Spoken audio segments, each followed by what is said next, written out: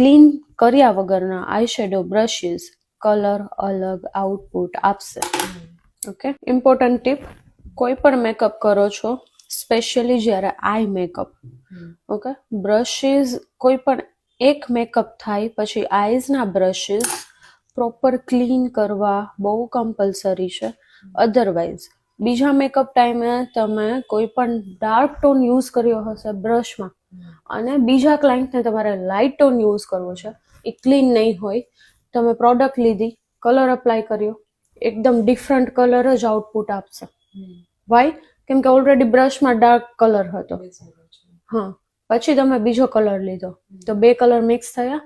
સો એવી હેબિટ રાખો કે તમારી પાસે ઓલવેઝ તમારું એક કોટન નેપકિન હોય કે જેમાં તમે આઈ શેડો કરો છો અને તરત જ એ નેપકિનમાં બ્રશ ક્લીન કરીને જ એને જગ્યા પર મૂકો છો.